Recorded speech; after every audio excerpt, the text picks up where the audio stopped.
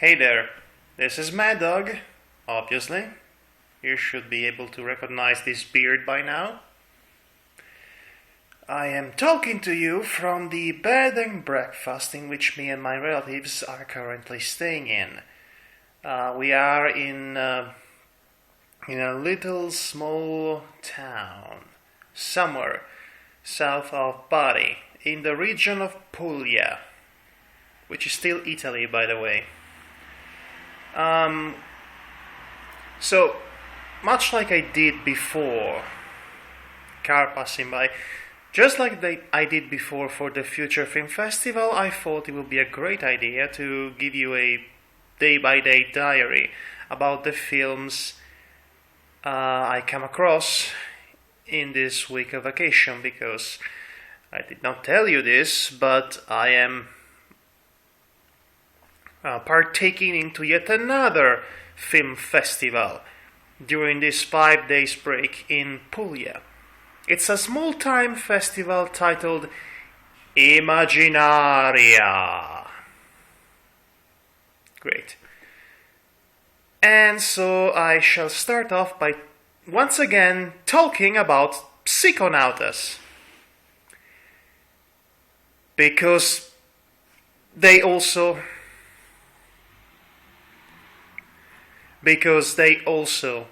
had Psychonautas broadcast in this festival as well. As you recall, I already talked about Psychonautas in the context of the other film festival, the Future Film Festival. But what the heck? Let's talk about Psychonautas again, because this film will never not be a source for film discussion. At least not for me. Upon viewing this a second time,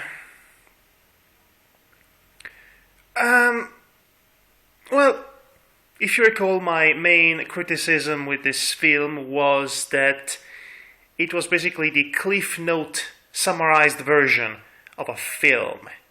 It had a lot going on in terms of potential narrative and themes that it wanted to explore, superseded by an overarching leitmotif of the dichotomy between hope and despair, the despair that grasps your very soul as your world, the world you inhabit, is consistently and progressively murdered by the doings of society and pollution, and the specter of of misery and poverty and lack of personal freedom and oppression from the adults to the teenagers.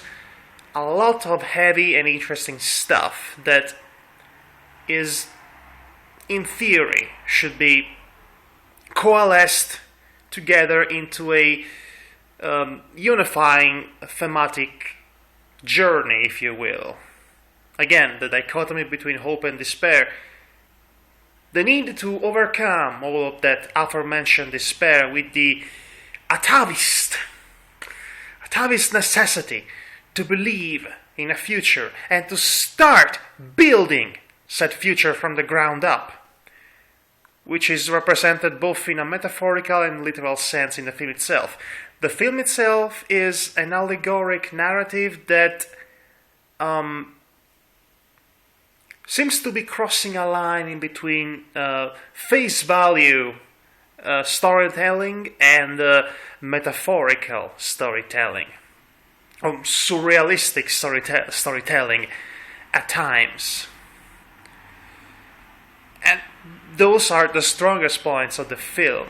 It is imaginative and rich, stylistically rich, horrifying at times, but deservingly so. It earns its horrifying imagery. It doesn't just throw them at you gratuitously. But as I said before, this is all well and good in theory, but the total running time of the film does not allow for this kind of story to breathe and to develop, not to mention that all of the various stories that intertwine in the film, with all of these many characters and their own arcs, and their own going-ons and their own conflicts. They do not have the time to develop or to be even properly introduced at times. The film chooses to focus on way too many subplots and way too many characters and way too many themes that they could not possibly fit in a total running time of a little more of 70 minutes. As such, like I said, the film ends up short, comes up short. And upon viewing it a second time, I am able to expand a little bit on all of the little shortcuts, really, the blatant and transparent shortcuts that Psiconautas tries and fails, basically, to pull, to force its narrative, its overall narrative, that is, to seem coherent, which ultimately it isn't. For example, the way most conflicts are introduced by way of having characters talking about them rather than showing what the conflict is, and then a couple of scenes later we would have said conflict resolved on screen. Here is a perfect example of that. The character of Sandra, which is introduced by way of having demons, voices in her head. They talk to her, they understand, they talk to her. Sorry about that. Like some sort of split personality, or literal little bunny demons. She's a bunny herself. These are all anthropomorphic animals, by the way, as I said last time, that tell her to kill. We only have 2 scenes about her personal conflict, and in both scenes she is able to overcome them. The second scene of the 2 is when she gets rid of them permanently, and it takes approximately 10 seconds to do that. So her quote-unquote conflict is not exactly introduced in the film. It is said that she has it by way of exposition from other characters, and then she overcomes it without actually ever properly having to deal with it in a believable way. So basically, because of that, her entire conflict is rendered moot. Basically, it's a waste of time.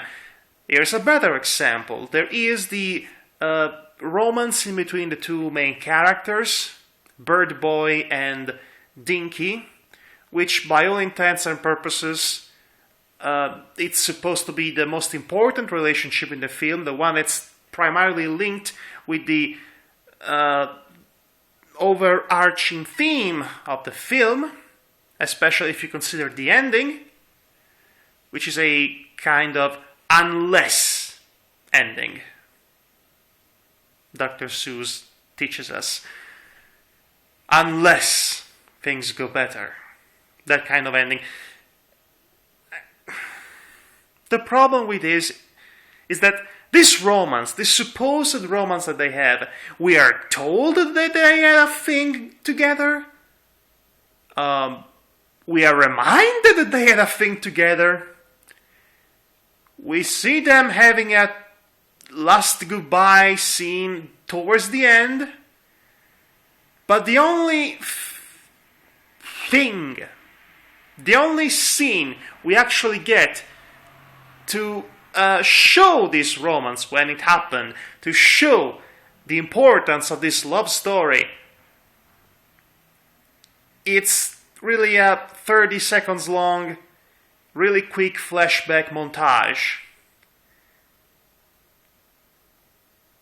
which less than 30 seconds in fact, which really does not add to the supposed drama and eventual tragedy of their separation. So these are only just sparse examples of that. The film also, like I said before, covers a lot of themes, from racism to teenage angst, to drug addiction, to codependence relationships, toxic relationships, that is. They all feel that like they are thrown together in it, much like many of the characters and characters' arcs that there are in